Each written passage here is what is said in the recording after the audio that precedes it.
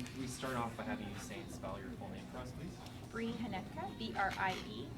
And what would your title be? I'm the manager of programs and partnerships with the Canadian Diabetes Association. All right, so what's happening here this weekend? So this weekend we have a full weekend.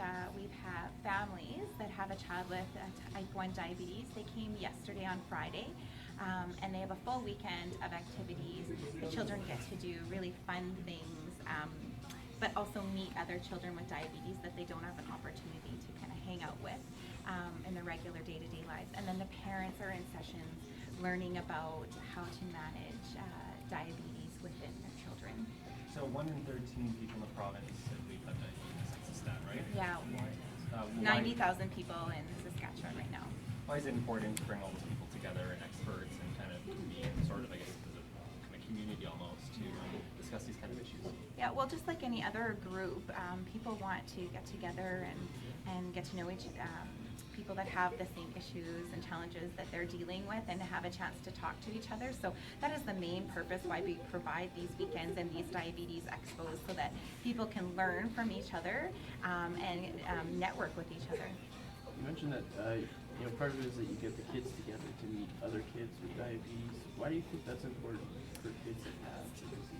Yeah, this weekend pulls together children from all over the province. So oftentimes these children are in very small towns. They're the only child with diabetes in their community, and so this is an opportunity for them to feel not so alone within their community.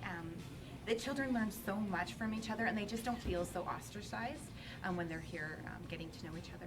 Is that a problem for kids? That with diabetes that they feel, like you said, ostracized? Well, I just think they feel different, and children like to be part of that peer group, and so this is an opportunity for them to get to know different children that also are living through diabetes and talking about the same kinds of things that they know and live day to day. And does this camp or this activity help also to prevent or cure the disease, maybe? This event is primarily for people living with diabetes, so whether it's type 1 diabetes or adults with type 2 diabetes. But it is really, there's always information about how to prevent or prolong diabetes. In our trade show, there's lots of healthy living kind of information. Whether you live with diabetes or not, it's really important to eat well, exercise, and for people with diabetes, that helps prolong the complications if they can manage their diabetes well. And briefly, what are they talking about in there right now? We have a keynote speaker, Dr. Elizabeth Sellers. She's from our Manitoba. She works for the Winnipeg Diabetes Education Center. She deals primarily with pediatrics.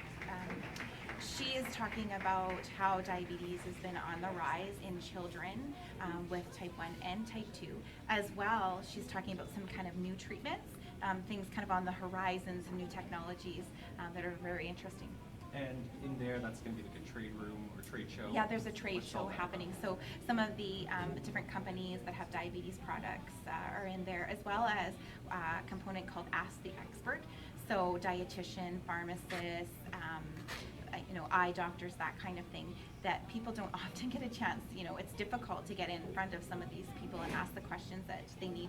So that opportunity will be for participants in the trade show. For people that are just diagnosed, like just recently been diagnosed with diabetes, it's often, I know it's quite a shock as to how much work it actually goes into maintaining the disease. Can you talk a little bit about why it's so important for people to stay up to date on this type of thing? It is a huge lifestyle change when you're diagnosed with diabetes, and so much information. So at first, there's only so much you can take in. So coming to these events, oftentimes people will learn just a little bit more that will help them. That the first time maybe they heard it, they weren't able to make changes because there was just so much at first to take in. So each time they come to something like this, or learn, read something new or hear something new, it's just something a little bit more to add to that arsenal to help them manage their diabetes. Can you kind of maybe give an example of what those changes would be?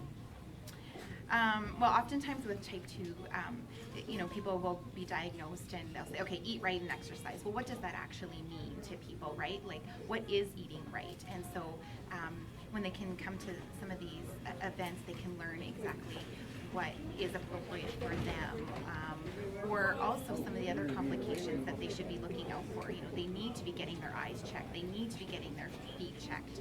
Some of these things that can happen down the road that sometimes they just don't have time to talk with their doctor about. Sorry, go Okay. ahead.